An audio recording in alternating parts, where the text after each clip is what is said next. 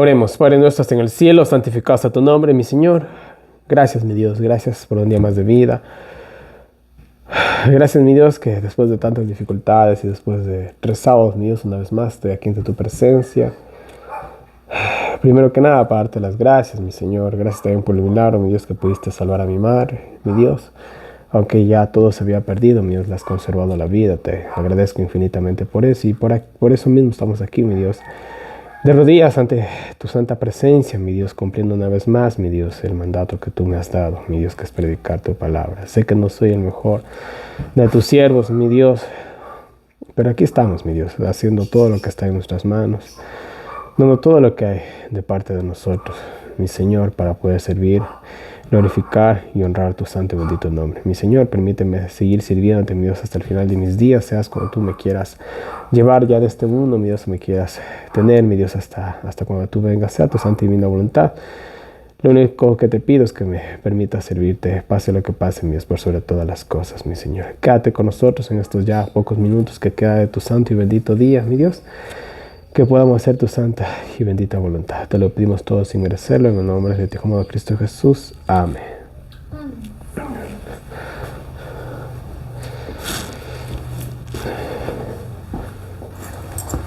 Aquí está.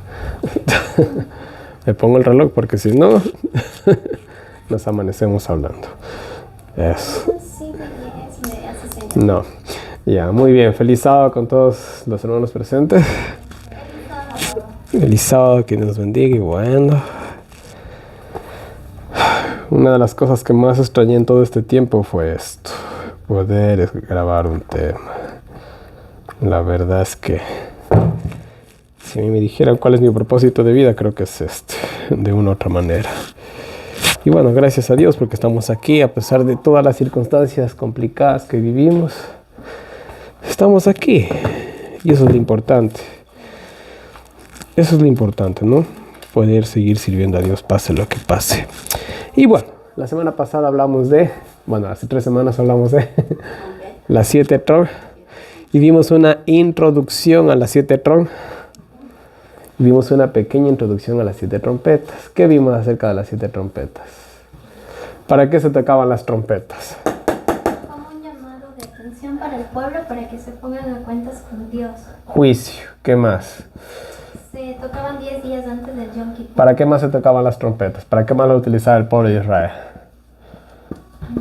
Para la guerra. ¿Para qué más? También servían como júbilo. ¿Ya? ¿Para qué más se tocaban las trompetas? Para ordenar el ejército del pueblo de Israel, ¿se acuerda? O sea, las trompetas sí o sí de una otra manera se tocaban para que todo el mundo le escuche, sea para algo bueno, sea para algo malo, sea para lo que sea. Para eso usaban las trompetas, para que todo el mundo pueda escuchar lo que se iba a decir. Hay un pasaje bíblico que dice: tocad trompeta ahí en Sion, anunciad a mi pueblo su pecado. Ah, ya. Entonces, la voz de Dios, ¿a qué se le compara? Como una trompeta, ¿ya? Se está dando un anuncio. Cuando Dios toca la trompeta, quiere decir algo importante. Hoy en la actualidad, en vez de trompetas, ¿qué se utiliza? Los megáfonos, los parlantes, ¿no? Entonces, cuando tú quieres vender algo, hay vendedores que cogen un megáfono y se ponen a gritar, o el típico carrito de las papas que anda con su megáfono, ¿no? Entonces, es lo mismo, es un paralelismo, quizás hasta medio tonto, pues ustedes podrán decir, pero obviamente es el reemplazo de las trompetas. Y ya esta tecnología que hoy en la actualidad tenemos, ya que hace las cosas más fáciles. Entonces, son una de las cosas para que se utilizaban las trompetas. Ahora, en Apocalipsis, ¿en qué contexto estamos? Muy fácil. Ya nos dimos cuenta de algo, que nosotros estamos en el contexto del entonces especialmente las trompetas tienen el propósito de llamar la atención ¿a qué? Al juicio. ¿Verdad? Que estamos en el santuario en Apocalipsis. Todo Apocalipsis, desde el capítulo 1 hasta el último capítulo, habla del santuario. Entonces nosotros tenemos que analizar las cosas en el contexto del santuario. ¿Fácil o difícil? Es fácil. La Biblia es fácil. Nosotros somos los difíciles. ¿Ya? La Biblia es bien fácil. Nosotros la hacemos tan complicado. La hacemos tan enredado. Pero la Biblia se escribió. ¿Para quién se escribió la Biblia? Para que la entienda quién. Los teólogos, los eruditos, los jesuitas. ¿Para qué? Para que la entienda todo el mundo. Por eso la Biblia se escribió en el lenguaje popular, en el lenguaje más popular de esa época, en el hebreo y después en el griego. Y si Jesús viniera hoy en la actualidad, ¿en qué idioma creen que hablar? Inglés. ¿Ya? Jesús hablar inglés. Aunque yo hablo español, me gustaría que hable español, pero Jesús hablara inglés, ¿no? ¿Qué vimos también? Ya. Bueno, vimos el paralelismo de los 7. Primero hablamos de las 7 iglesias, ¿verdad? Después vimos, ¿qué más vimos? Los 7 sellos. Y listos, vamos con las 7 trompetas. Y después vamos a ir con las 7 copas de iras, pero eso es otro tema, ¿ya? Ese es otro tema. Entonces, las 7 iglesias, ¿ya? Las 7 iglesias denunciaban las cosas malas que estaban en la iglesia. Ya, es desde el punto de vista de la iglesia, las 7 iglesias. Y bueno, valga la redundancia de la palabra. Los 7 sellos. Ya. Los 7 sellos. Vuelta hablaban un poquito acerca de la persecución. Ya, de la iglesia. Voy a poner aquí la persecución un poquito. Ahí vimos la historia de la persecución, los 7 sellos, ¿verdad? Un poquito por ahí, la historia, por así decirlo. En los 7 sellos vimos la historia de la iglesia. En las 7 iglesias, vuelta, vimos la apostasía de las 7 iglesias, ¿ya? Los halagos y a la vez los reclamos de parte de Dios. Y las 7 trompetas, ahora vamos a ver, vuelta, el castigo a los impíos, ¿ya? Eso lo vimos en en el estudio pasado. Ya, eso es lo que vamos a ver nosotros en las 7 trompetas, los castigos de Dios hacia los impíos, en pocas palabras dicho de una manera. Y el lenguaje bíblico es impresionante, ya lo van a ver. Yo voy a aclarar algo antes de seguir con el tema. Yo estoy dando este tema con el seminario del pastor Enrique Rosenthal. Ya pueden encontrar este seminario buscando en internet el sitio web de él que se llama Navegando del Pasado al Futuro. Y pueden descargar todo en PDF y lo pueden mandar a imprimir como lo he hecho yo. Ya, pero en esta vez yo voy a estar en discordia con el pastor Enrique Rosenthal. Ya que aunque yo lo puedo llamar mi maestro, dentro de los teólogos, no soy teólogo, pero dentro de la teología o de los teólogos hay muchas, ¿cuál es la palabra? Diferencias, ¿ya? Hay muchas diferencias. ¿Por qué? Porque muchas personas tienen vamos a ponerlo así,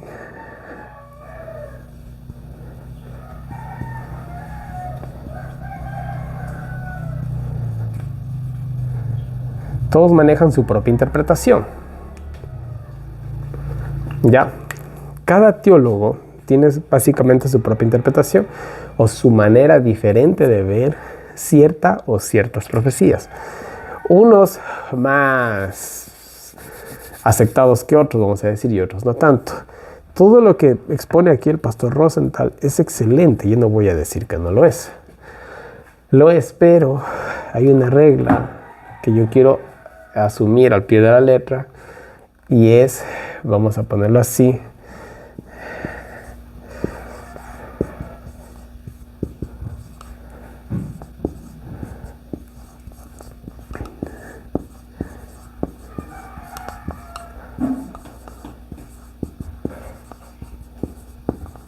listo. Y es que la Biblia se interpreta a sí misma. Y eso es todo, ¿ya? La Biblia se interpreta a sí mismo. Repito, la Biblia se interpreta a sí misma.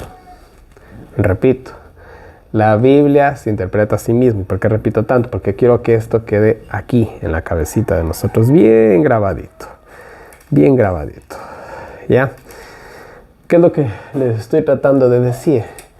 Es que nosotros no podemos usar la imaginación y no podemos usar nuestra mente humana para interpretar las cosas divinas. Si cada predicador o estudioso de la palabra de Dios hiciera caso en esto, existiera una sola religión. Pero lastimosamente, como cada quien quiere hacerse su propio maestro, tenemos tantas diferencias. Y aún dentro de teólogos de las mismas religiones, en este caso de la Iglesia Adventista. Ahora, yo les voy a exponer bíblicamente hablando, con pasajes bíblicos, cuál es la interpretación más aceptable bíblicamente de las trompetas, ¿sí? No obstante con eso, el tema de las trompetas siempre ha estado lleno de intriga. Si hay un tema o una profecía que tiene tantas interpretaciones, o es una de las que tiene más interpretaciones, es la cuestión de las trompetas, ¿ya? Y eso vamos a tratar hoy día. Es un tema bien controversial. Esta temática va a tener algunas partes, no sé si van a tener 5 partes o 6 partes, pero va a tener muchas partes. Muchas gracias. Ya, entonces eso.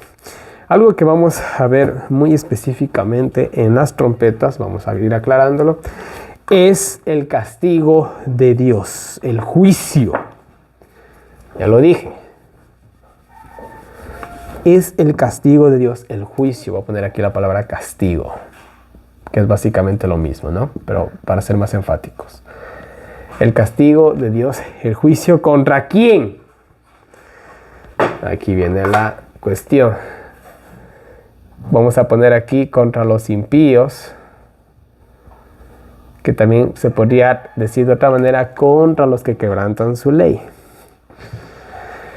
Si yo soy un ciudadano modelo, no tengo vicios, soy una persona ejemplar, pago mis impuestos, no tengo deudas con el Estado, no causo problemas en donde yo vivo, más todo lo contrario, soy un bien para la comunidad, ejerzo un puesto, un cargo, un trabajo que contribuye a mi sociedad. ¿Será que el Estado ecuatoriano algún día me va a expulsar del país? Obviamente que no. Obviamente que no. ¿Por qué? Porque yo estoy cumpliendo las leyes de mi país. Entonces, más todo lo contrario. El país donde yo resido se va a sentir orgulloso de mí. Y va a decir, este es el claro ejemplo de un ecuatoriano, ¿verdad? Y poniendo un ejemplo bien práctico, esto pasa muchas veces en las Olimpiadas, ¿ya? ¿A quién se lleva a las Olimpiadas? A los mejores atletas que tiene el país, justamente para que hagan quedar bien al país, ¿verdad? Muy bien. Pero, vamos al tema de nuevo. ¿Qué sucede? Dios envía sus juicios, sus castigos, ¿a quién? A los que le hacen quedar mal, podríamos decirlo así, o simplemente a los que le hacen frente. Y esa es básicamente la idea de las trompetas. Los castigos de Dios a los impíos o a los que guardaban su ley y después desobedecieron. Así de simple. Y esa es básicamente la idea base de las trompetas.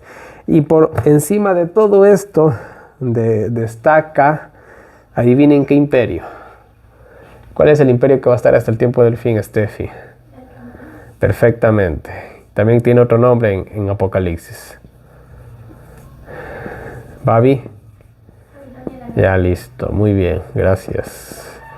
Son el mismo chiste contado de manera diferente, ¿ya? Básicamente es lo mismo, Babilonia o Roma, ¿ya? Entonces, las trompetas se van a centrar en estos dos villanos, vamos a decirlo así, ¿ya? Ya voy a ampliar la idea, tranquilos, no se queden solamente con lo que yo les digo. Vamos justamente a eso, ¿sí? Bueno,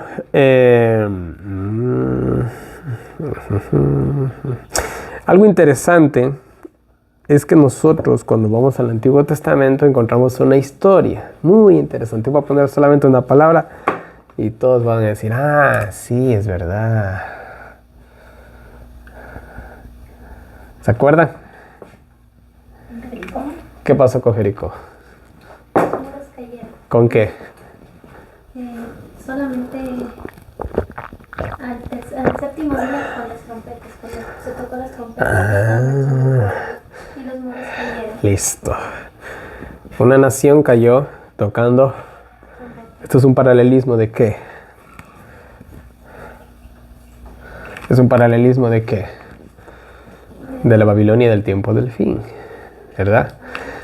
El pueblo de Israel, ¿por qué tenía que cruzar por Jericó? ¿A dónde se estaban dirigiendo ellos? ¿A dónde estaban yendo con Josué?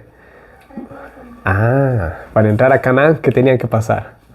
Para entrar a Canaán, ¿por dónde van a pasar? La Canaán terrenal, la Canaán espiritual. ¿Verdad? ¿Qué llevaban ellos? Oye, la historia es interesante. ¿Qué llevaban ellos para tocar las trompetas? Algo muy especial llevaban. ¿Qué pasaba con el arca?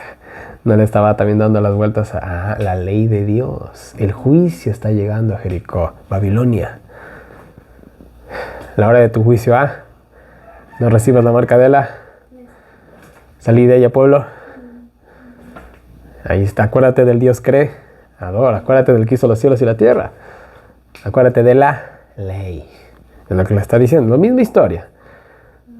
Ya, pero eso será para otro tema. ¿Ya? Toda la Biblia nos habla del plan de salvación. Toda la Biblia. ¿Sí se dan cuenta? Solo que a veces nuestra vista es nublada. ¿Ya?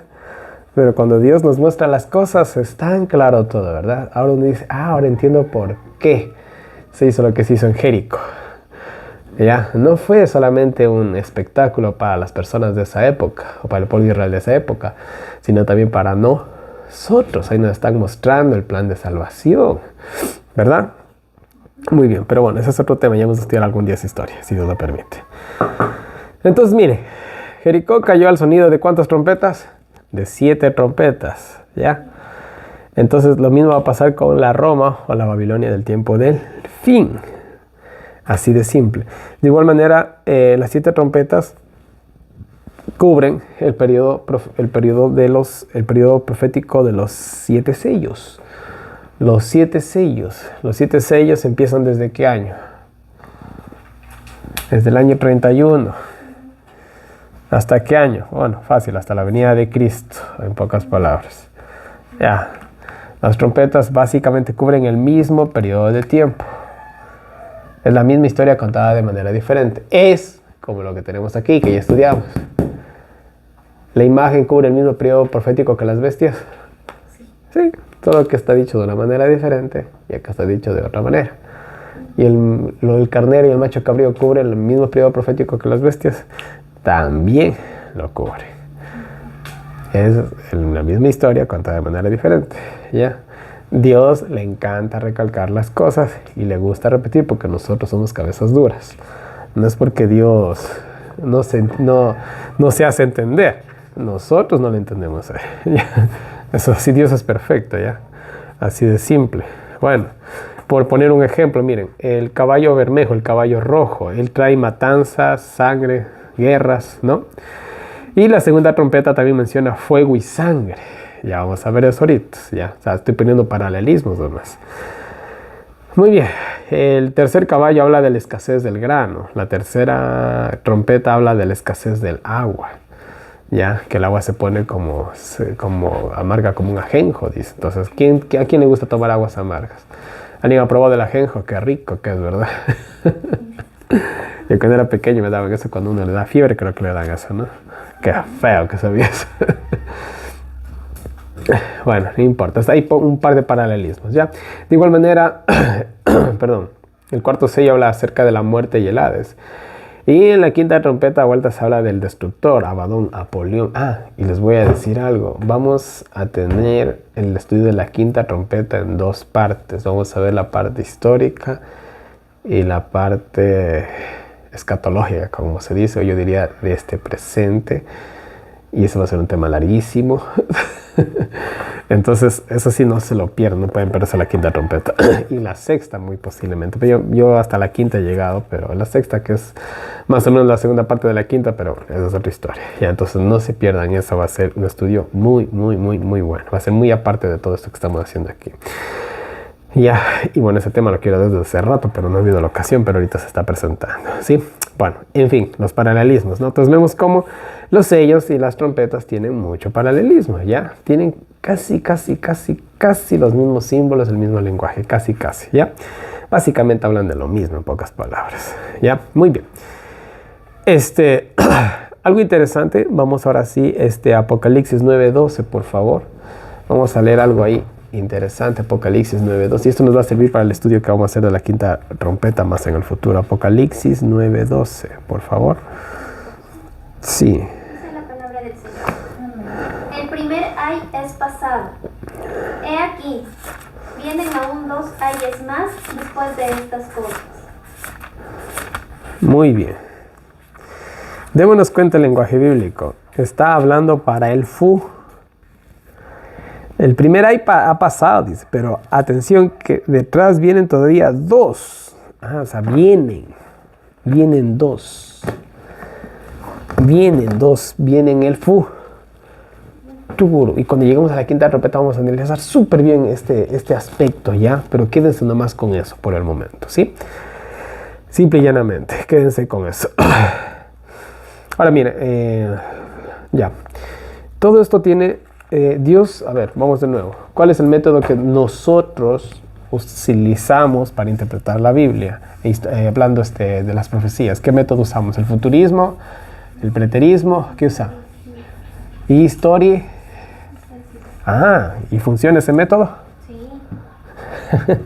Es perfecto ese método. Es el método historicista. Ese es el método de Dios. Ya vimos que es el método de Dios, ¿verdad? Lo vimos perfectamente con Daniel. Oh rey, tú eres la cabeza de oro y después de ti va a venir otro. Y después de él vino Darío. ¿Y después de quién vino él? Los griegos, Alejandro Magno. Y después de los griegos, ¿quién vinieron? Los romanos. Y después de los romanos, ¿quiénes vinieron?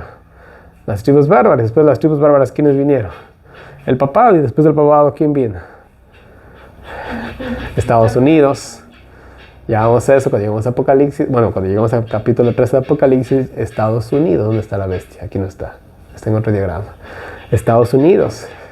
Después de los Estados Unidos, ¿quién viene? La ONU. Después de la ONU, ¿quién viene? El papado, otra vez.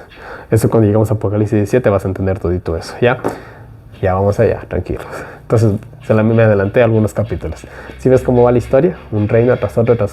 No hay un espacio, no hay un eslabón roto en la cadena. Es continuo. ¿Ya? Es así. Historicismo, el método historicista. Por eso yo al menos, o los que estudiamos, estamos tan confiados. Yo que te dije, y verás, y apostamos lo que sea. Noboa, aquí en el Ecuador, el siguiente futuro presidente va a ser otra vez Daniel Noboa. ¿Por qué? Porque él está con la Agenda 2030 de la ONU. No lo van a sacar, no lo van a cambiar. Yo puedo apostar lo que sea, tal vez esté equivocado, lo dudo, pero quién sabe, no dicen que el que tiene boca se equivoca, pero yo estoy 100% seguro que va a volver a ser presidente. ¿Por qué? Porque ellos están con la agenda y no lo van a sacar. Así de simple. No les conviene. Ya. En fin, sigamos. Entonces, también, ¿se acuerdan cuando hablaba del presidente, el próximo presidente de los Estados Unidos? Yo decía Donald Trump. Es el momento de Donald Trump. Y perdí $100 por no apostar, pero bueno. No, es que mi papá me decía, no, va a ganar la Kamala Harris. No, le digo, va a ser Donald Trump. No, y sí, por un momento dudé, porque dije, puede pasar esto, que yo el otro.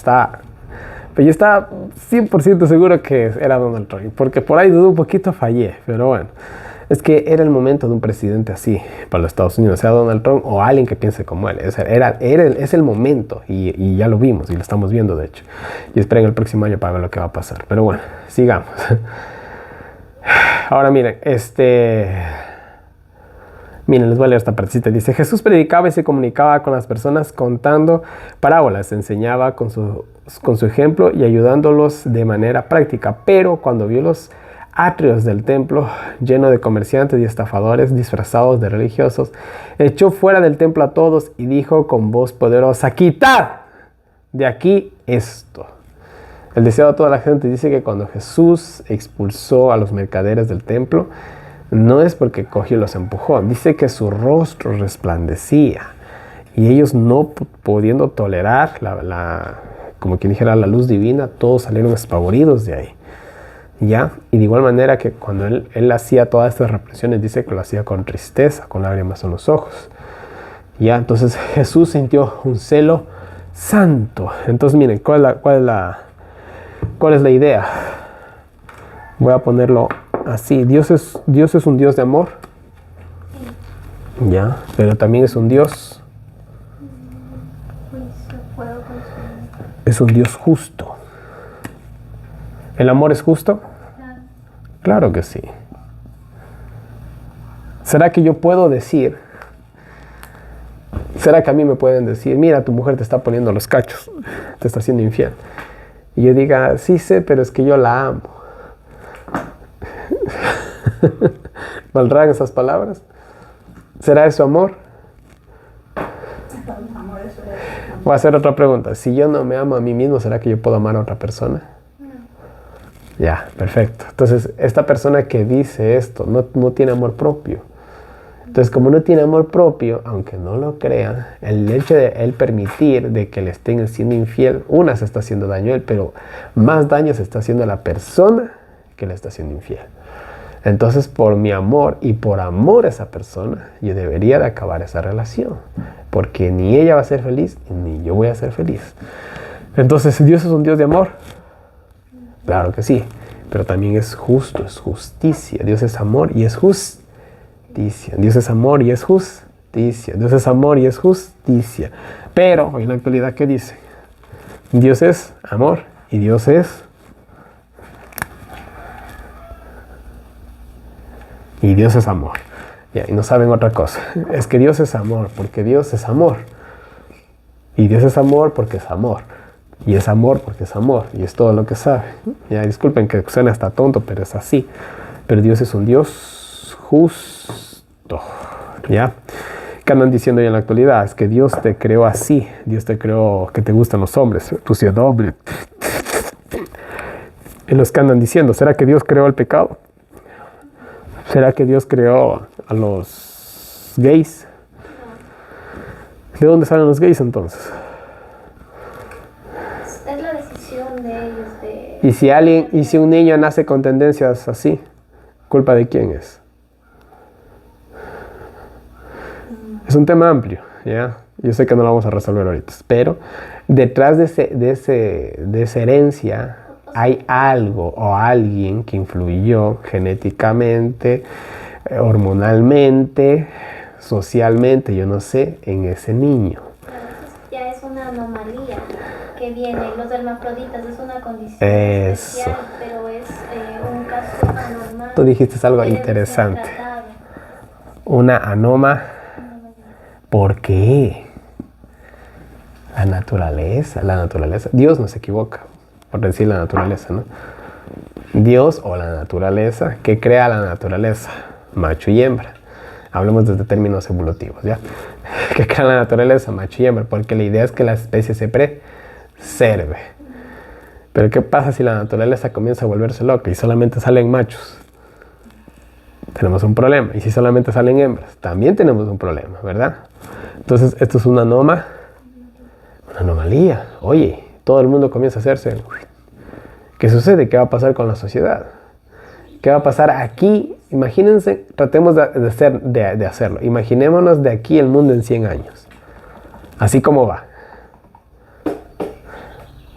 ¿Será que los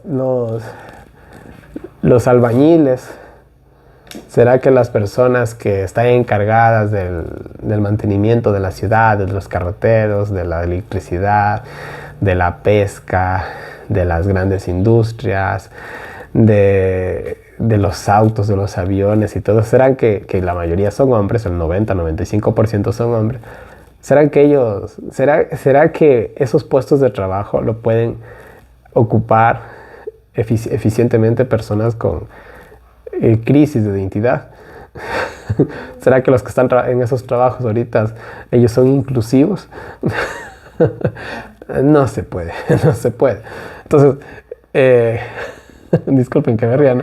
Pero esta idea inclusiva, tonta y satánica funciona solamente en gente ociosa, en gente que no aporta nada a la sociedad. Porque los que realmente aportan a la sociedad no están hablando con ello, pello, nello, quello, no sé cómo diga. No, ellos, la sociedad está construida por hombres y mujeres también. Porque sí, hablamos de los hombres, pero ¿y quiénes son las que forman un hogar? ¿Quiénes son las que construyen el hogar, mejor dicho? El hombre hace una casa, pero la mujer es la que construye el hogar. Entonces, si no hay el hombre que haga la casa y no hay una mujer que haga un hogar, ¿qué sucede? O sea, esto se va abajo. Falle cualquiera de los dos lados, ¿ya? Hombres y mujeres somos 50-50, así de simple. No es ni 51-49, no. 50 y 50 es así de simple. Entonces, Dios no solamente es amor. Dios es amor y justicia. ¿Ya? Qué interesante, ¿no? La dualidad que existe en este mundo. Así como este mundo es sustentado por un hombre y una mujer. O un macho y una hembra, también podríamos decirlo así. ¿Ya? Bueno, me salí un poquito del tema, pero ahí vamos, ¿sí? Miren, estábamos ya, muy bien. Entonces Dios, así como es un Dios de amor, es un Dios justo que castiga. Y era Dios nos da un tiempo a nosotros para el arrepentimiento. Claro que sí, Dios siempre nos da un tiempo. Y podemos tomar un montón de ejemplos. Tomemos un par de ejemplos populares. Sodoma y Gomorra. No fueron visitados por ángeles. ¿Y qué quisieron hacer con los ángeles? Ni siquiera lo digamos. ¿Qué pasó en el mundo antediluviano? Lo tuvieron a Noé, lo tuvieron a Matusalén, lo tuvieron hasta Enoc, que también fue el que predijo el diluvio, etcétera, etcétera. ¿Y qué hicieron con ellos? No sé por qué no los mataron, pero sí se burlaron de ellos, ¿verdad? El pueblo de Israel, ¿a quién tuvo? Tuvo a Jesús, a los apóstoles, y el último mártir que murió en sus manos, Esteban, en el año 34, cuando se terminan las 70 semanas, ¿ya? Y la lista sigue, y seguirá, ¿ya? Aún la Iglesia Católica no tuvo a Lutero. ¿Y qué hicieron? Lo quisieron matar, ¿verdad? La misericordia de Dios es así, pero Dios es un Dios justo, ¿sí? La séptima trompeta dice, entre los eventos que describe la séptima y última trompeta se encuentra la ira divina, que se desencadenará en las 7 plagas postreras, pues en las 7 plagas postreras se consumaba la ira de Dios. Apocalipsis 15:1. El séptimo ángel tocó la trompeta y se airaron las naciones. Miren, escuchen bien. Dice que el séptimo ángel toca la trompeta y las naciones se airan. Ya, lo voy a poner en una palabra más entendible, ¿ya?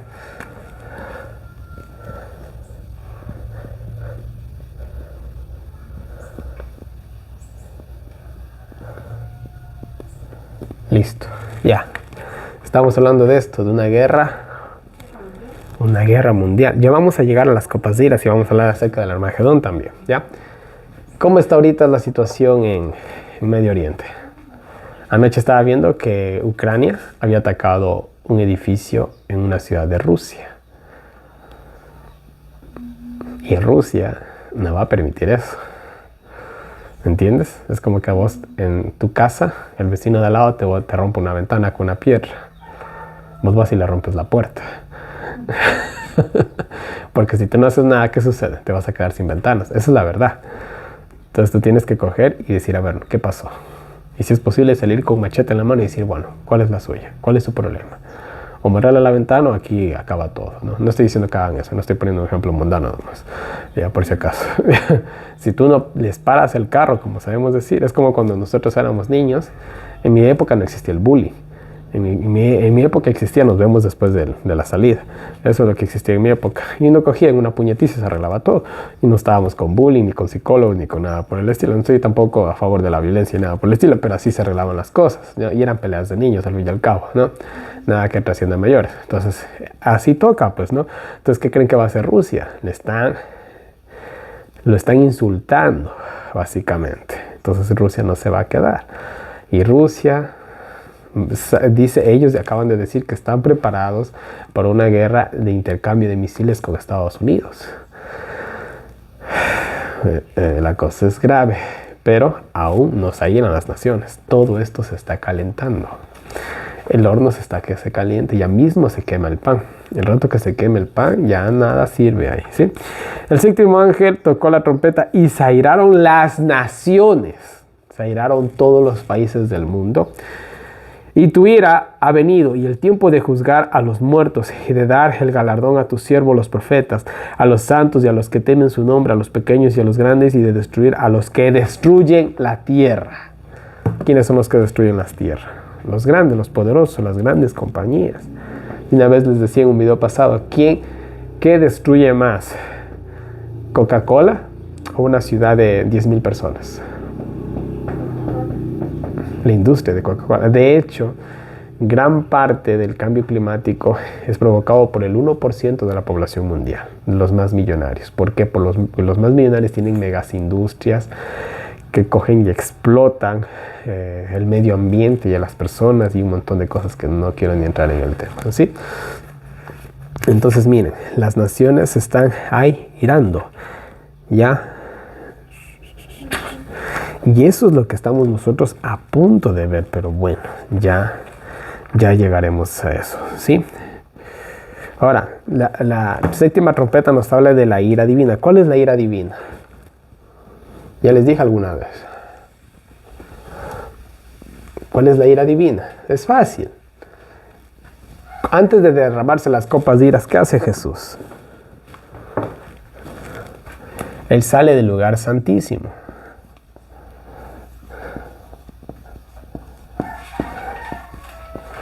La ira divina se puede traducir como, aquí lo tiene, abandono. Llega el punto en el que el ser humano, va a llegar el punto, mejor dicho, en el que el ser humano va a sacar a Dios de este mundo, en el sentido de que lo va a sacar de sus hogares, lo va a sacar del trabajo, lo va a sacar de las escuelas, lo va a sacar de las iglesias, que ya lo están haciendo, al punto que están diciendo, ya no te queremos a ti. Déjanos. ¿Y Dios qué va a decir? Bueno, ahí se quedan con Satanás. A ver cómo les va. ¿Y qué creen que va a hacer Satanás? Los va a tratar bonito. Dios mío santísimo. Que Dios permita que seamos parte de los sellados o que ya no estemos en este mundo cuando eso pase. Ya, así de simple. ¿Qué pasó con la nación de Israel cuando Dios la abandonó en el año 70? ¿Qué pasó con ellos? Ya sufrieron destrucción. Dice que los romanos se paraban sobre los cadáveres para seguir matando cadáveres. El hambre era tanto que las madres se comían a sus propios hijos. No es una poesía, es literal, eso pasó. Los soldados dice que roían las correas de sus pantalones y del cuero de sus escudos. ¿Cómo habrá sido el hambre? Así a veces cuando nosotros ayunamos, y hablo por mí, uno está ahí ya viendo borroso. Ahora imagínense estar encerrados en una ciudad donde no puedes conseguir comida y no has comido hace semanas. En ese ratito tú dejas de creer en Dios y dejas de creer en todo. ¿Ya? Así de simple, o sea. Entonces la ira divina se traduce como abandono. Dios te deja ahí. Yo ayer, justamente cuando estaba yendo a la casa, había una señora y tenía una niña pequeñita. No sé cuántos años tenía el niño, unos 2 años tal vez.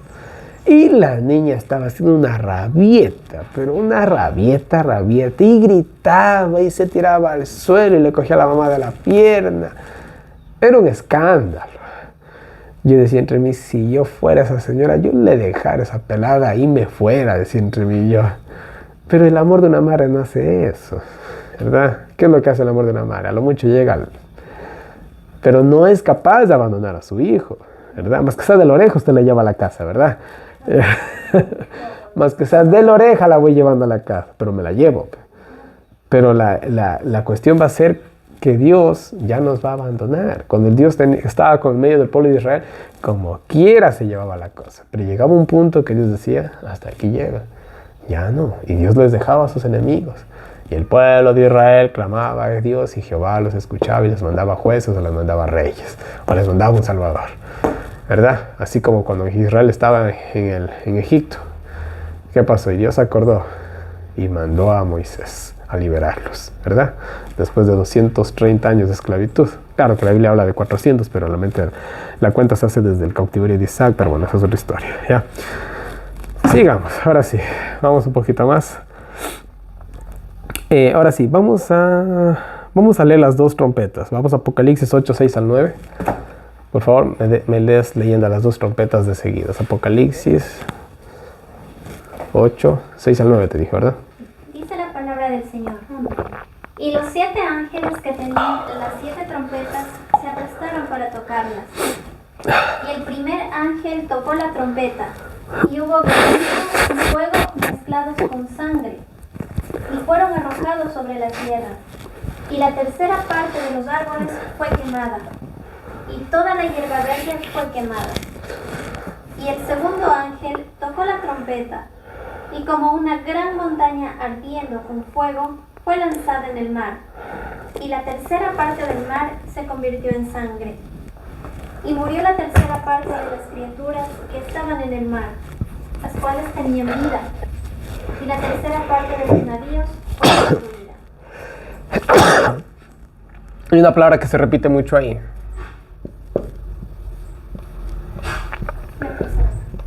¿Qué significa eso?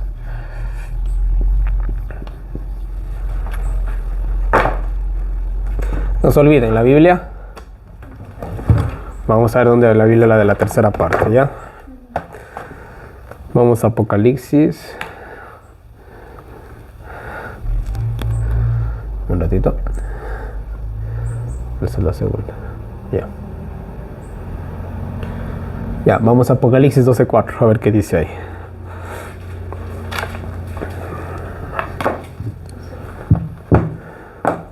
Dice la palabra del Señor. Y su cola arrastró la tercera parte de las estrellas del cielo, y las arrojó sobre la tierra.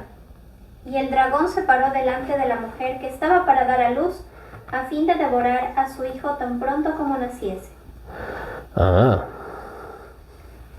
Les voy a leer Ezequiel 5:2, capítulo 5, versículo 2 y versículos 2 al 15, dice la palabra de Dios.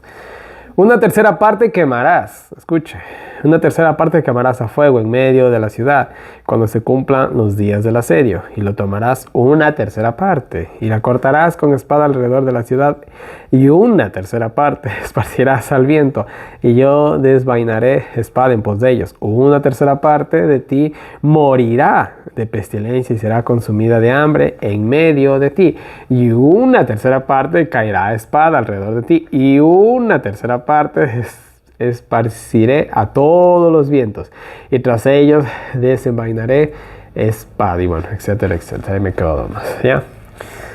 ¿Qué significa una tercera parte? Yo le voy a poner una palabra bien simple. Una tercera parte, el significado significa lo malo. Porque siempre la tercera parte se habla de lo peor. Vamos a decirlo así, ¿ya? Así de simple, ¿ya? Incluso vamos a... Déjenme ver. Antes de dar la cita, si estoy correcto lo que tengo aquí anotado. Esta parte del tema ya me toca a mí improvisar un poco, así que disculpará. Ya estoy bien. Ya, muy bien. Ahí nomás, suficiente, ¿ya? Entonces, la tercera parte habla de lo malo.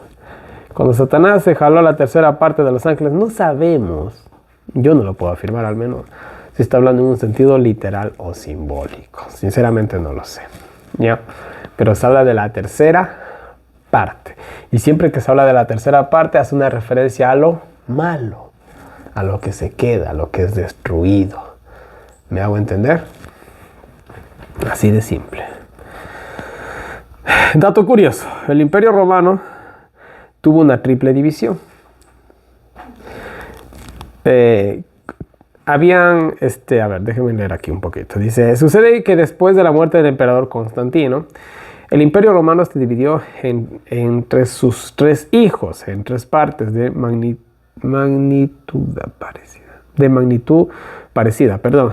Y fue en este contexto histórico que las trompetas bélicas del Apocalipsis comenzaron a sonar en contra del Imperio Romano. Bueno, aquí nos dice que Constancio se quedó gobernando sobre el oriente y la nueva capital de Constantinopla. Constantino II gobernó sobre Gran Bretaña, las Galias y España. Constante gobernó sobre Iliria, África e Italia. Entonces el Imperio Romano se dividió en 3 partes. Y interesante también que los juicios de Dios llegaron justamente a una de esas 3 partes. ¿Ya? Aquí nos dice, es por esta circunstancia de la subdivisión territorial del Imperio Romano en 3 zonas de gobernación de tamaños parecidos que escuchamos la frecuencia mención de la tercera parte, haciendo alusión a la tercera parte del Imperio Romano que sufrió el azote respectivo. ¿Ya? Un dato muy, muy interesante. ¿Sí? Entonces estamos hablando tanto en un sentido simbólico como también estamos hablando en un sentido literal, que no tiene ningún problema. Muchas profecías se cumplen de manera simbólica y a la vez de manera literal, ¿sí? Entonces, miren, ya, muy bien, sigamos, saltémonos esto un poquito. Ya, muy bien, ahora sí, vamos a ver un ratito. No quiero hacer tan largo el tema, porque es muy largo, así que aquí estamos bien, muy bien. Vamos a Éxodo 9, 23 al 26. Éxodo 9, 23 al 26.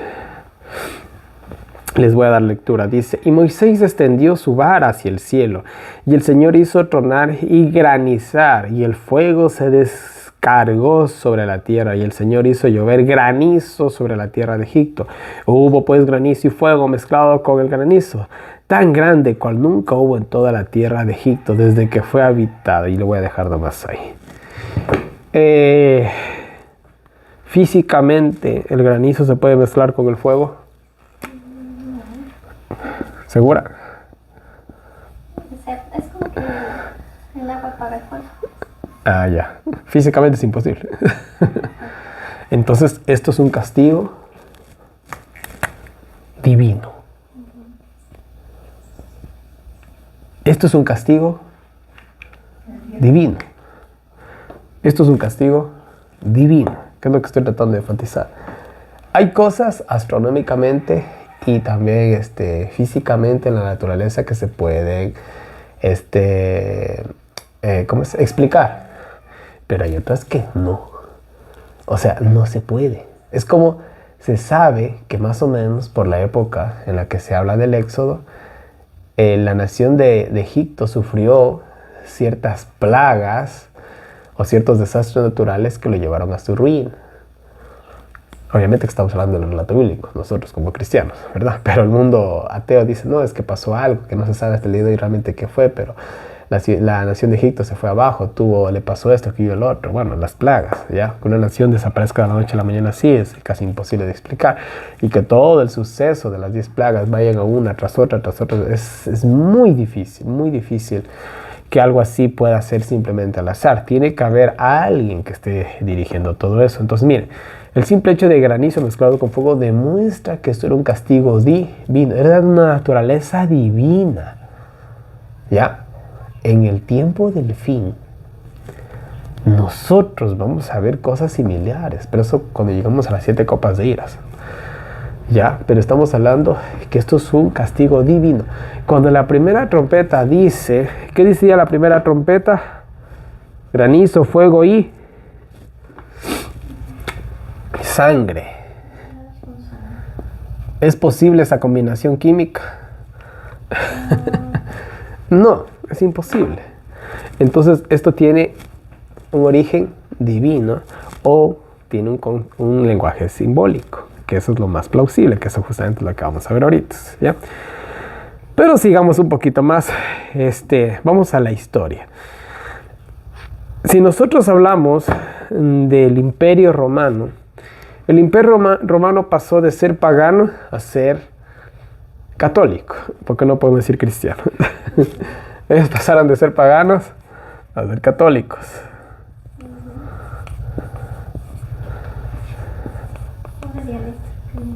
Ellos, por un breve tiempo, tuvieron la verdad. ¿En qué sentido? Bueno, por los cristianos que vivían en ella, ¿no? Del Imperio Romano estamos hablando. Pero ¿qué hicieron con esos pobres? Bueno, ya sabemos, se hicieron católicos y después los comenzaron a perseguir, ¿verdad? Es la misma historia con el pueblo de De Israel. El pueblo de Israel era cristiano. El pueblo de Israel tenía la verdad, vamos a decirlo así, y la cambiaron por la mentira, por así decirlo. Pasaron de ser, vamos a decirlo, de usar la cruz de Cristo por usar la cruz de Constantino, ¿ya? Por poner un ejemplo más claro, ¿ya? Así de simple. Entonces, tanto el imperio romano pasó del paganismo al catolicismo, y los judíos vuelta pasaron de tener la verdad a tener la mentira. ¿Gracias a quién pudieron crucificar a Cristo? Gracias al imperio romano. Cuando Poncio Pilato les dijo, aquí está su rey, ¿qué dijeron los sacerdotes? ¿Cuál era el rey ahora de ellos? Ellos lo dijeron. ¿Cuál era el rey de ellos? César. Ya, la bestia, terrible y espantosa. Ese era el rey de ellos ahora. Bueno, perdón, el que está acá arriba. Oh, qué bonito rey, ¿no? Ya. Entonces solitos se pusieron la soga en él. Así de simple. Ya. Una larga historia contada bien rapidito. Y miren, aquí hay algo interesante que les quiero leer. Dame leyendo tú, Estefi. Mateo 11, 20 al 24.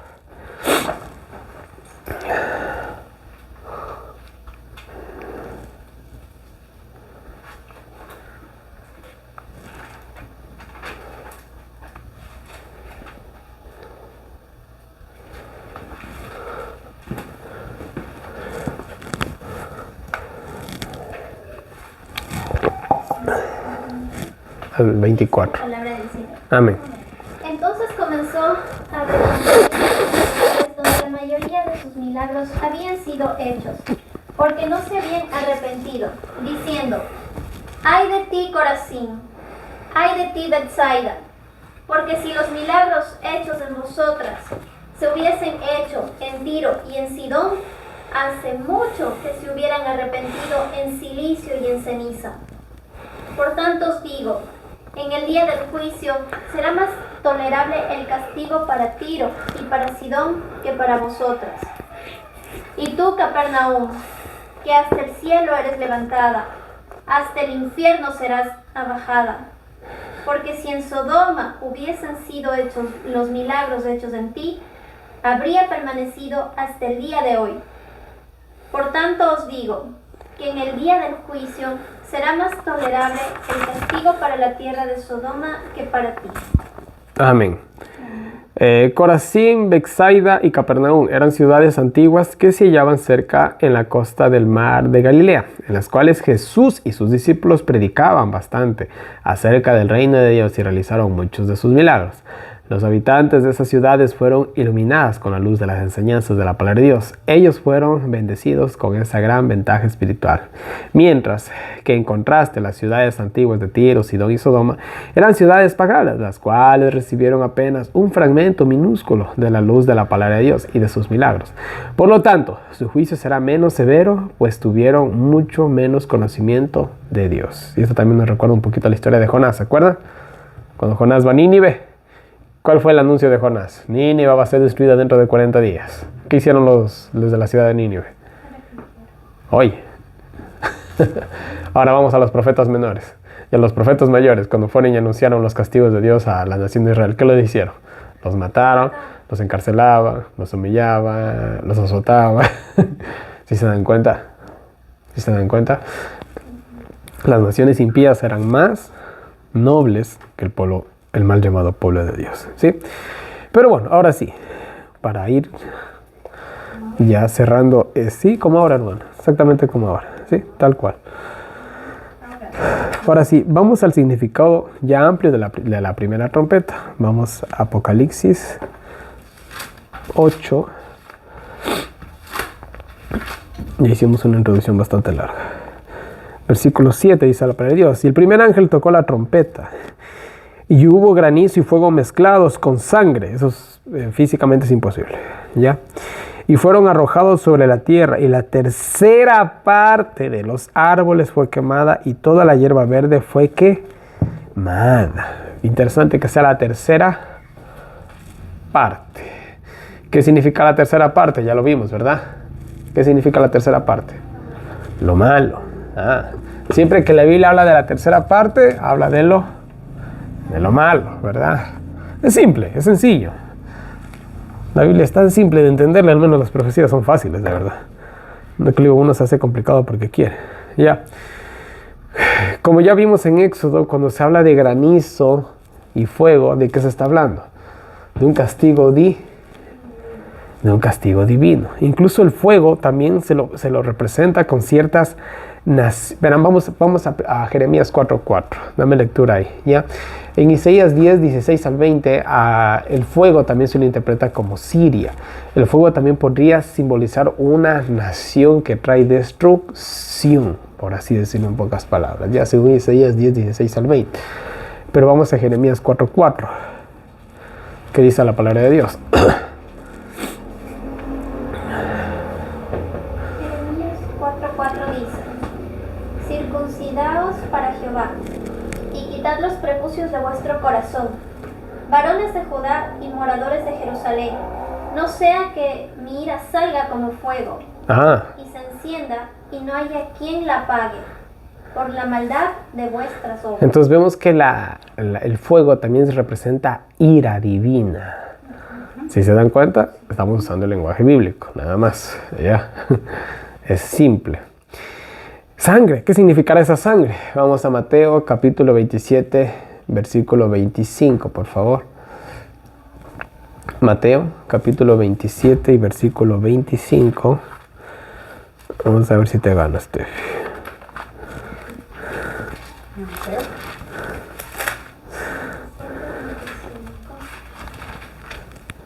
Dice la palabra del Señor. Amén. Y respondiendo todo el pueblo dijo: su sangre sea sobre nosotros y sobre nuestros hijos. ¿Quién le dijo a quién? ¿Qué estaba pasando ahí? La muerte de Jesús. ¿Qué estaba diciendo Poncio Pilato? ¿Qué acababa de decir? Yo me lavo las... ¿Por qué Poncio Pilato dijo yo me lavo las manos? ¿Porque las tenía sucias?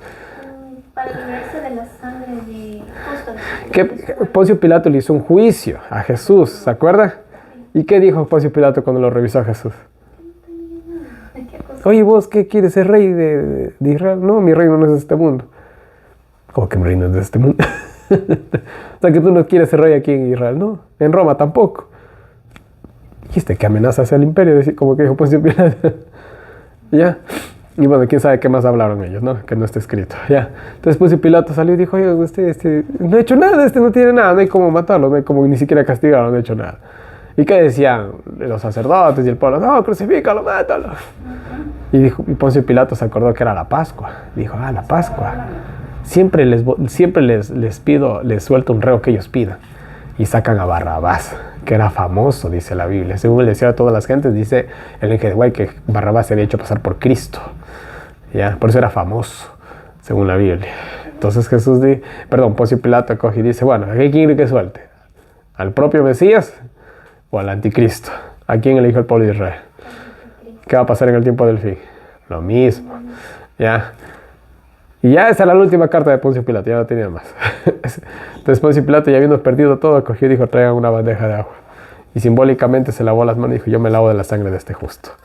¿Y qué dijeron los judíos? Que la sangre caiga sobre nosotros y sobre nuestros. 40 años después, ¿qué sucedió? Esto está pasando en el año 31 aproximadamente. ¿Qué sucedió 40 años después? En el año 70, la sangre cayó sobre ellos y sobre sus hijos. Entonces, granizo, castigo divino, ¿verdad? Sangre, la ira divina. Perdón, fuego, la ira divina. Sangre, la sangre que ellos mismos pidieron que les caiga encima. ¿Está clarita explicada la primera trompeta? ¿Sobre qué dice que cayó la sangre? Sobre la tierra, específicamente ¿sobre qué? Sobre los árboles y sobre la hierba. Pero dice interesante, dice sobre la tercera parte. Sobre la tierra. Y la tercera parte de los árboles fue quemada. ¿Qué significa árboles? Según Salmos 1:3, ya vimos eso. ¿Te acuerdas? Los justos son como árboles plantados junto a corrientes de Sobre la tercera parte de los justos, sobre los judíos malvados, se podría también traducir, ¿entiendes? El pueblo de Israel era representado por un árbol. La hierba verde, vamos a Isaías 46 y 7. Vamos ahí. Isaías 46 y 7. Isaías 46 y 7. Ya que estoy con la computadora, vamos a usar esta aplicación. Aquí puedo. Dice la palabra del Señor. Vos que decías, da voces. Y yo respondí, ¿qué he de decir? Toda carne es hierba, y toda su gloria es como la flor del campo. La hierba se seca, y la flor se marchita, porque el Espíritu de Jehová sopla en ella. Ciertamente hierba es el pueblo. ¿Cuál pueblo están hablando ahí? ¿De quién está hablando Isaías? Del pueblo de Israel. ¿Quién es una hierba? El pueblo de Se quemó la tercera parte de los judíos malvados, por así decirlo, y fue quemada, y toda hierba verde fue quemada. Toda la nación de Israel fue destruida. ¿El lenguaje bíblico es claro? ¿Sí o no? Es clarito. Por eso la Biblia se interpreta así mismo. La Biblia se interpreta así mismo. ¿Qué significa árbol? ¿Qué significa hierba? Ahí está. No hay por qué buscar en la quinta pata al gato. ¿Sí? Y esa es la primera trompeta. Vamos a la segunda trompeta. ¿Quieren seguir a la segunda? Vamos a la segunda trompeta. Ya, estamos en Apocalipsis 8. Versículos 8 y 9, por favor. Apocalipsis 8, 8 y 9. Ahí pongo un separador para que no se vea. El segundo ángel tocó la trompeta, y como una gran montaña ardiendo con fuego, fue lanzada en el mar. Y la tercera parte del mar se convirtió en sangre. Y murió la tercera parte de las criaturas que estaban en el mar, las cuales tenían vida. Y la tercera parte de los navíos fue destruida. Muy bien. Ahora sí. Bueno. La tercera parte ya vimos, ¿verdad? ¿Qué significa, verdad? Ya. Pero también dice que una gran montaña ardiendo como fuego. ¿Qué significa una montaña en la Biblia? Vamos a Jeremías, capítulo 51, versículos 24 y 25. Jeremías, capítulo 51, versículos 24 y 25. Vamos a ver qué significa una gran montaña. ¿Qué significa una montaña? Un monte, que es básicamente lo mismo, ¿no? En la Biblia, vamos a ver. Dice la palabra del Señor. Y pagaré a Babilonia y a todos los moradores de Caldea todo el mal que ellos hicieron en Sión, delante de vuestros ojos, dice Jehová. He aquí yo contra ti, oh monte destruidor, dice Jehová, que destruiste toda la tierra, y extenderé mi mano sobre ti, y te haré rodar de las peñas, y te tornaré en monte quemado. Muy bien, ¿a qué se le compara a Babilonia? Ahí dice un monte, una montaña. ¿Es lo mismo o no es lo mismo? Así como marca Osello, ¿verdad? Ya, es lo mismo. Entonces, una montaña en la Biblia, ¿qué significa? Una nación. Una nación. ¿Ya? Déjenme ver acá. Quiero rectificar algo. Déjenme ver si está bien.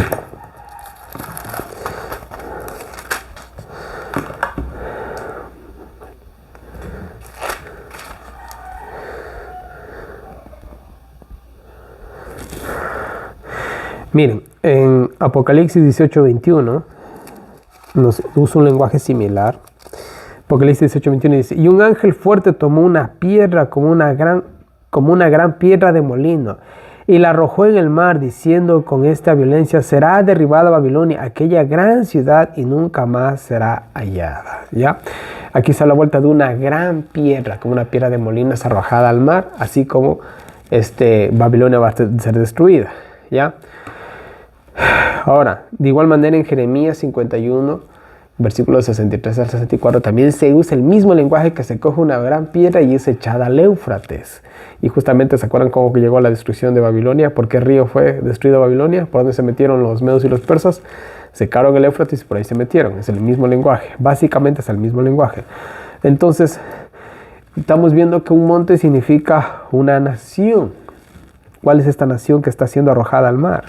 Sigamos, dice, y el segundo ángel tomó la trompeta y una gran nación, ¿ya? Una gran montaña ardiendo con fuego. ¿Qué significaba el fuego? Es la ira de Dios. Esta montaña está ardiendo en la ira divina, está siendo castigada por Dios. ¿Se dan cuenta? Ya. ¿En dónde está arrojada? Dice. ¿Qué significa mar en la Biblia? Gente de todo pueblo, tribu, lengua y nación. Según Apocalipsis 17, dice que la mujer está sentada, 17:5 creo que es, está sentada sobre las aguas. Entonces, esto es una nación mundial. Si se dan cuenta, el lenguaje bíblico es claro, ¿ya? Montaña ardiendo con fuego, fue lanzada al mar, ¿ya? Y la tercera parte del mar se convirtió en sangre. O sea, vamos a decirlo así, el mundo ya sufre por la caída de esta nación. Voy a hacer una pregunta usando un lenguaje contemporáneo. ¿Qué sucediera si hoy en la actualidad económicamente quebrara Estados Unidos? ¿O qué sucediera si quebrara China económicamente? La India, Rusia, México. Y un saludo a mis hermanos mexicanos, ¿no? México es un país importante, por si acaso. ¿Qué tal si cae Ecuador, que es un país tan chiquitito? Pero ¿a cuántos damos de comer? ¿A cuántos países damos de comer? Y Ecuador es un país bien pequeñito. Creo que es el país más pequeñito de Latinoamérica, ¿no? Sí, ¿no? Somos los más chiquitos, ¿no? No, pero nosotros somos más pequeños que Uruguay, creo. Creo que somos los más chiquitos de Sudamérica o de Latinoamérica, somos nosotros. Pero qué importantes que somos, ¿eh? De aquí salen algunas cosas que no se consiguen en otra parte del mundo, ¿ya? Por poner un pequeño ejemplo. Entonces imagínense qué sucedió cuando cayó el Imperio Romano. ¿Cómo fue eso? Dígame. ¿Ya? Bueno, la historia es interesante. Y la tercera parte del mar se convirtió en sangre. ¿Alguna vez han bebido sangre? ¿Será que los peces pueden vivir en la sangre? ¿Nosotros podemos vivir tomando sangre? ¿Vivir tomando sangre? ¿Vas a poder vivir tomando sangre? No, obviamente que no. Nosotros convertimos el agua en sangre, pero otra cosa es tomar la sangre directamente, ¿ya? Entonces, des en cuenta que el mundo entero sufre por la caída de esta nación. Y murió la tercera parte de las criaturas que estaban en el mar. Ya la tercera parte del mundo fue afectada, por decirlo de alguna manera, o si no, mejor dicho, el mundo entero. ¿Ya?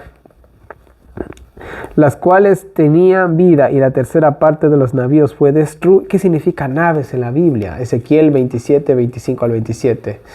Ezequiel 27, 25 al 27. Acuérdense que de Babilonia también se habla de sus navíos, de sus comerciantes. Eso se habla en Apocalipsis 18, ya vamos por ahí. Pero ya vamos entendiendo algunas cosas, se nos va a hacer más fácil ese estudio. Ezequiel 27, 25 al 27.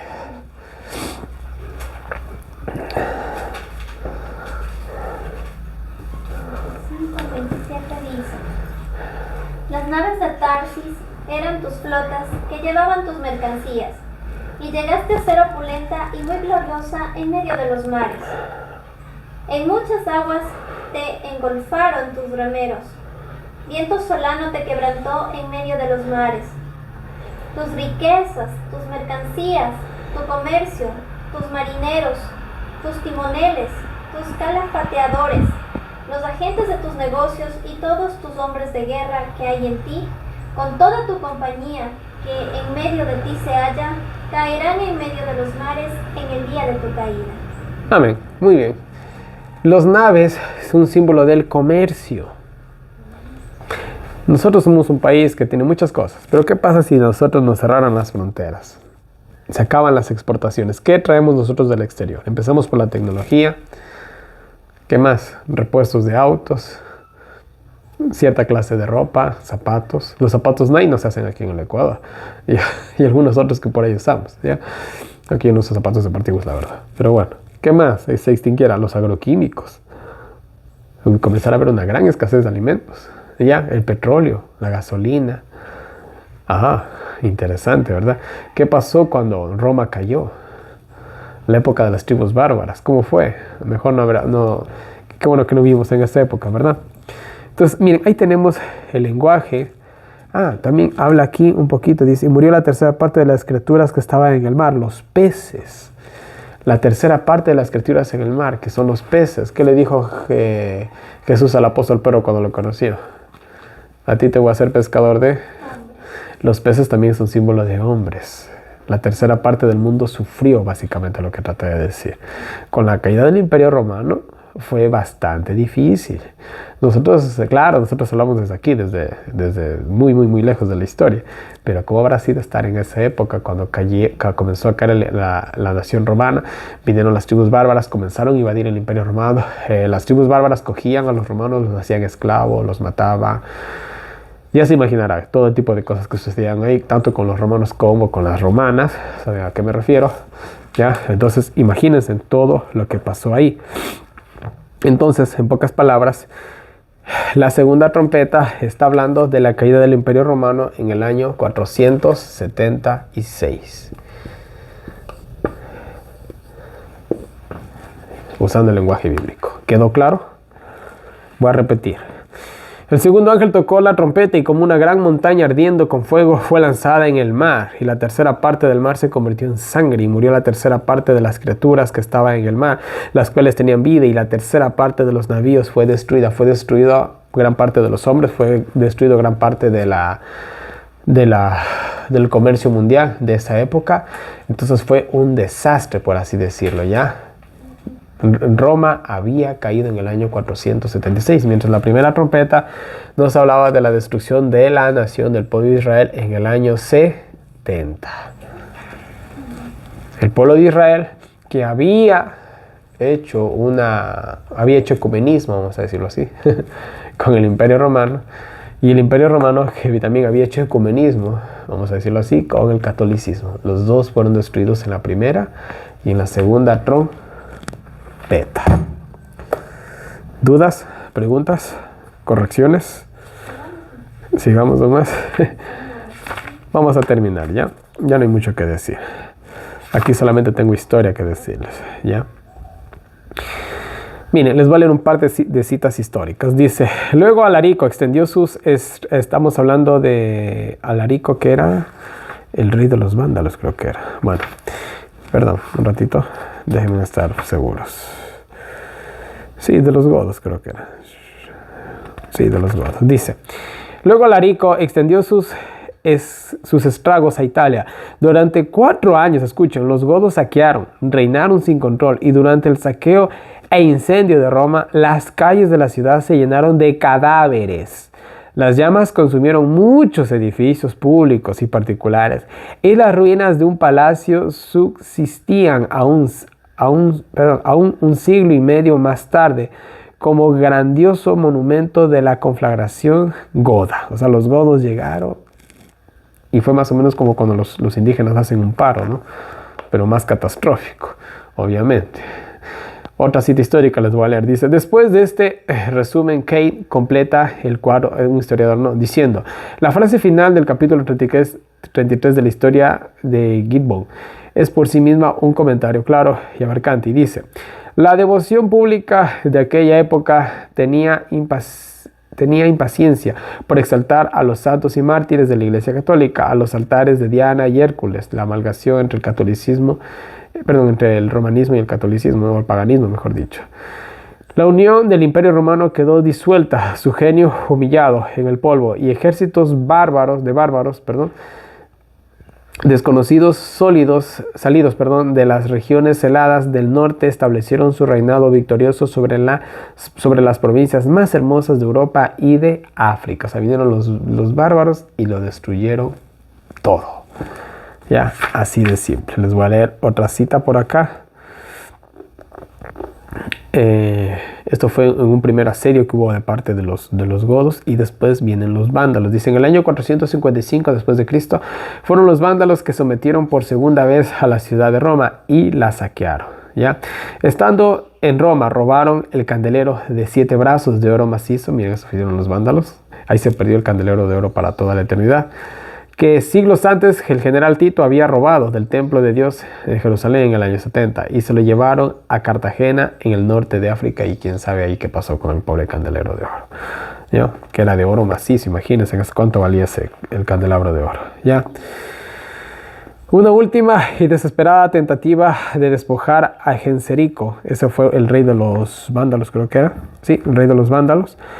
De la soberanía del mar fue hecha en el año 468 por León I, emperador de Oriente. El emperador de Roma Oriental quiso vencer a Genserico, que tenía el control de todo el mar, porque como eran medios piratas, tú no podías mandar un barquito porque te llegaban los vándalos, y ahí viene la palabra vandalismo, y te sacaban todito. Entonces el emperador de Oriente quiso derribarlos, pero no pudieron. Los vándalos fueron más que ellos, ¿sí? Así de simple. Y bueno,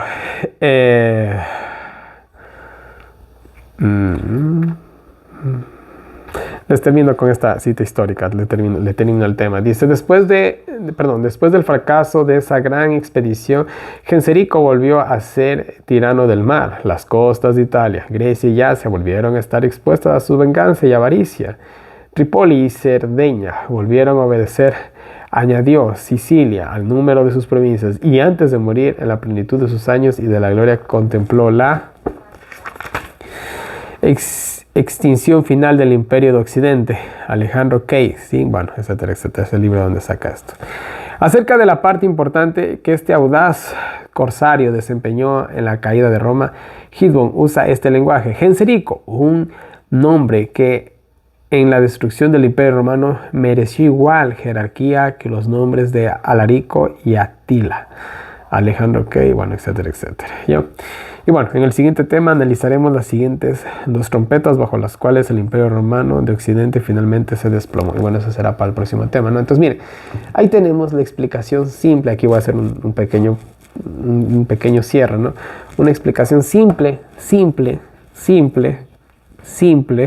de las trompetas. ¿Por qué recalco tanto? Porque ahora sí vamos a hablar un poquito de todas estas especulaciones que se hacen, pero muy breve, 5 minutitos nomás de, ¿ya? Como leen muchos la profecía de las 7 trompetas. Y el primer ángel tocó la trompeta, y hubo granizo y fuego mezclados con sangre, y fueron arrojados sobre la tierra, y la tercera parte de los árboles fue quemada, y toda la hierba verde fue quemada. Muchos dicen que muchos que leen esto piensan que en el futuro muy cercano va a caer del cielo un meteorito, ¿ya?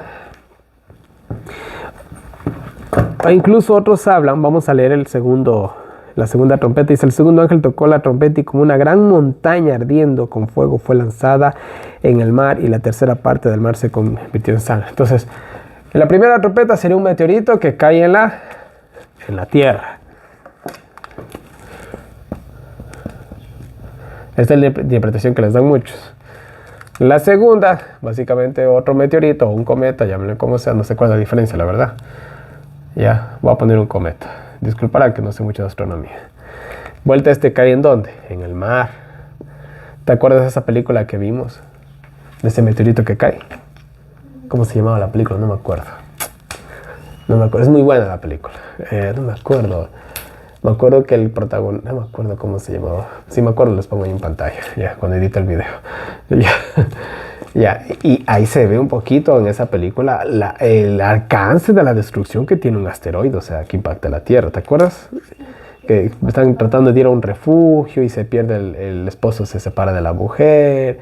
Y van viajando. Y se meten llegan a un... ¿Cómo es?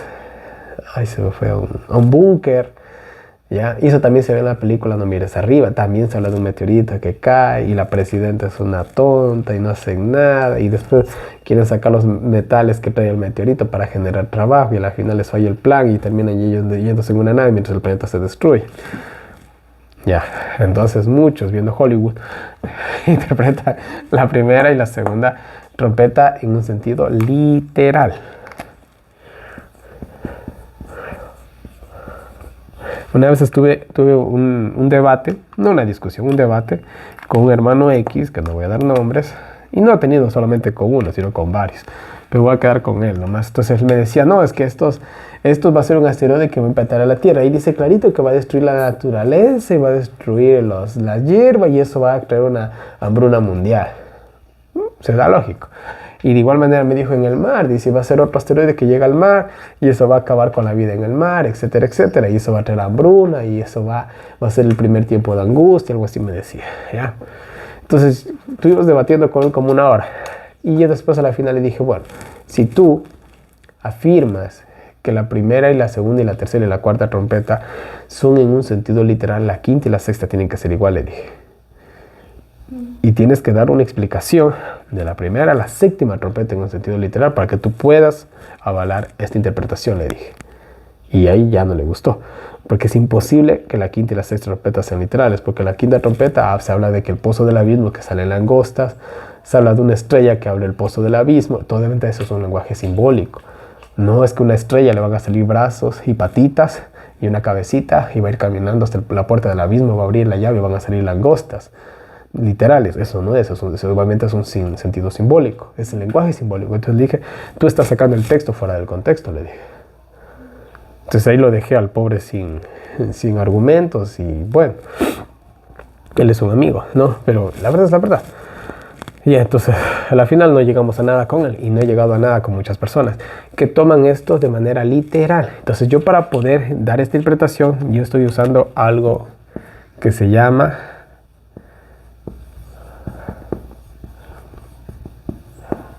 imaginación. Y yo, para interpretar las profecías, no puedo usar la imaginación.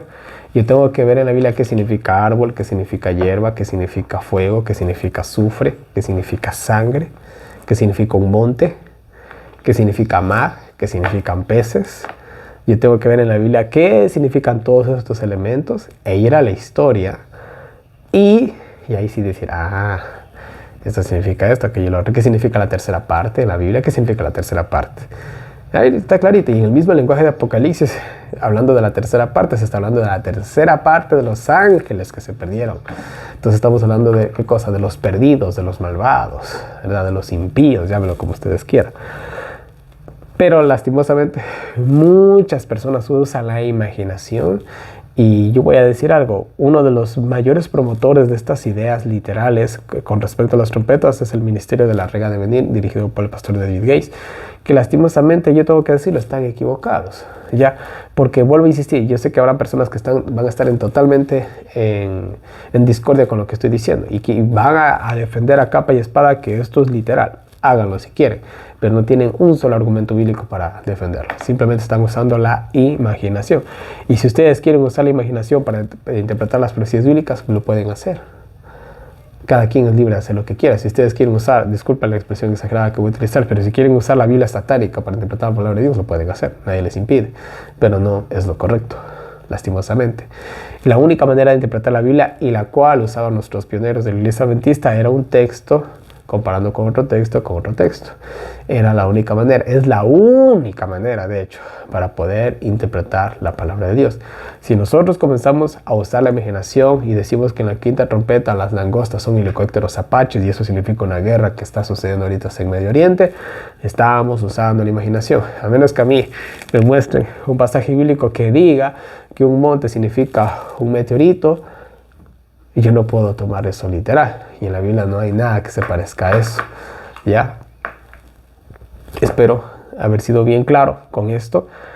Y bueno, y para la otra semana, si Dios lo permite, estaremos comentando la tercera y la cuarta trompeta, las cuales están escritos en un lenguaje simbólico, lo cual tiene una interpretación simbólica que está justamente dentro del contexto del método historicista. ¿Sí? Vuelvo a insistir, no podemos usar la imaginación por más lógica que parezca. Y aunque el lenguaje de las trompetas pareciera decir que realmente son asteroides que están llegando a la Tierra y al mar, No es así. Muchos se avalan por un pasaje bíblico que está en el libro Eventos de los Últimos Días, donde dice que Ellen G. de White ve caer bolas de fuego sobre una gran ciudad. Lo que dijo Ellen G. de White obviamente es cierto, ¿ya? Pero muchos toman ese pasaje bíblico para coger y decir, es que Ellen G. de White dijo que había bolas de fuego. Entonces eso se refiere a las trompetas. Ellen G. de White nunca hizo mención que a eso se refiere a las trompetas. Ella fue una visión que ella tuvo. Ahora, bolas de fuego pueden ser, obviamente, puede ser la obra de un asteroide, pero no lo podemos relacionar con las trompetas, porque el lenguaje de las trompetas no, vuelvo a insistir, no es un lenguaje literal, es un lenguaje simbólico. Y esto lo vamos a entender hasta cuando le lleguemos hasta la última trompeta. Nos vamos a dar cuenta. A diferencia, ahora sí, de las copas de ira. Las copas de ira están en un lenguaje literal. Literalmente, a los hombres les van a salir úlceras malignas. Literalmente las aguas dulces y saladas se van a convertir en sangre. Literalmente el sol va a quemar más. Literalmente el mundo se va a cubrir en tinieblas. Literalmente va a haber el Armagedón. Y literalmente va a caer granizo del peso de un talento. Pero esos hechos sobrenaturales van a ser de procedencia divina, así como lo fue en las 10 plagas de Egipto, lo cual se vio a este fuego mezclado con granizo. Era algo sobrenatural. Y así como sucedió en la época del pueblo de Israel en Egipto, va a suceder exactamente igual en el tiempo del fin. El pueblo de Israel estaba siendo liberado de sus pecados, estaba siendo liberado de la esclavitud para ir a la tierra de Canaán. Nosotros en el tiempo del fin estamos siendo liberados del pecado y estamos siendo liberados de Babilonia para entrar en la Canaán celestial. Es la misma historia. Y es exactamente, y van a básicamente a pasar los mismos sucesos, pero esos son con las copas de iras. Pero las trompetas, lastimosamente, es imposible darles una interpretación literal cuando su lenguaje es 100% simbólico. Es imposible.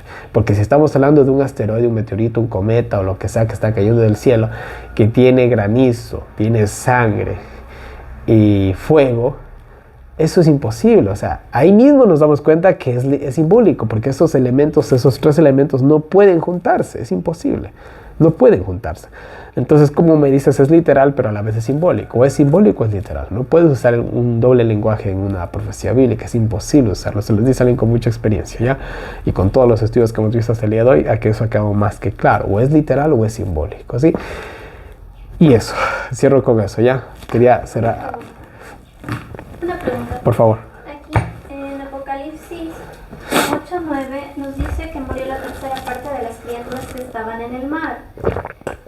Es decir, que si el mar representa gente de todo pueblo, tribu, lengua y nación, las criaturas no serían peces, ballenas, ni lo que habita dentro del mar de forma literal, sino se referiría a personas. Sí. Ahora, vamos a ampliar más. Y aquí me encantan a mí las preguntas difíciles. ¿Qué significa mar en la Biblia?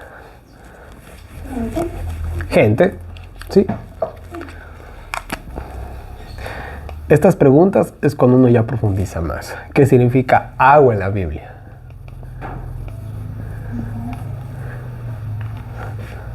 Vamos a decirlo así, ¿qué significa agua salada en la Biblia y qué significa agua dulce en la Biblia? ¿Qué sale del trono de Dios? Según la visión de Ezequiel creo que era, ¿no? Agua cristalina, ¿verdad? Agua de vida. ¿Qué dijo Jesús que era? El agua de vida. Que el que cree en él de su interior brotarían ríos de agua viva. Y no vas a tener sed nunca jamás, ¿verdad? Entonces el agua dulce, ¿qué significa? Lo bueno, los justos. El agua salada, ¿qué pasa cuando tomas agua salada? Te da más sed, y te da más sed, y te mueres con sed. ¿Ya? Entonces el agua salada, ¿qué significa? Los impíos, ¿verdad? Es así de simple. El justo es comparado como un árbol que está sembrado junto a manantiales de agua dulce. El lenguaje es el mismo, ¿ya? Seas mi manantial O sea, o mejor dicho, el manantial sería Cristo y el justo está nutriéndose de Cristo, vamos a decirlo así, siendo más específicos todavía, ¿ya? Ahí es cuando uno profundiza y es más específico en la interpretación. Entonces, tenemos el mar en el cual mueren los peces. Yo que dije qué significaban los peces. ¿Qué significan los peces en la Biblia? Las personas. ¿Qué personas? Símbolo de hombre. ¿Qué hombres? ¿A quiénes iba a pescar el apóstol Pedro? A todos los que crean en la palabra de Dios. Podríamos decir que es una referencia también a los cristianos, por así decirlo de alguna manera. Cuando llegaron las tribus bárbaras e invadieron el imperio romano y pagaron justos y pecadores. ¿Me hago entender? Pero solamente los cristianos medios convertidos, por eso dice la tercera parte. ¿Ya? Entonces siempre que habla de la tercera parte está hablando de la parte mala. ¿Verdad? Es como cuando tenemos una fruta, alguna vez nos ha pasado. Bloom, la ves dañada. ¿Qué haces? ¿Tú botas toda la fruta? No, solamente la parte que está dañada.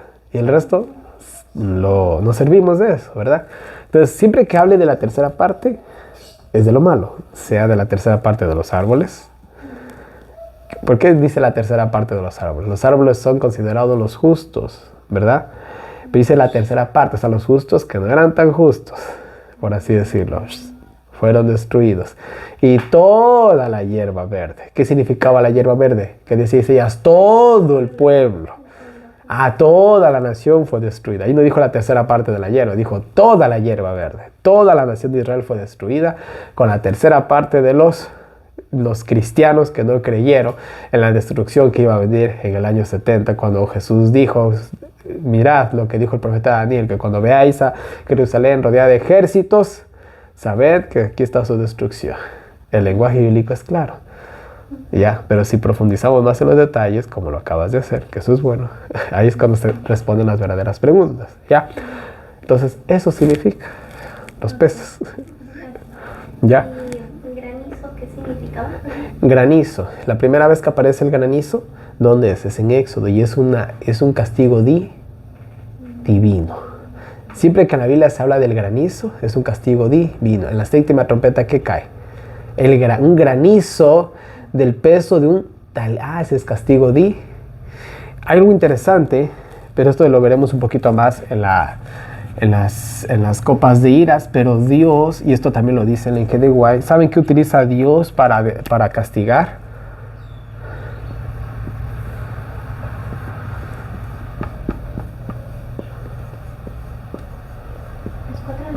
Dios usa los elementos, Dios usa lo que Él tiene. Dios no usa bombas nucleares, Dios no usa metralletas.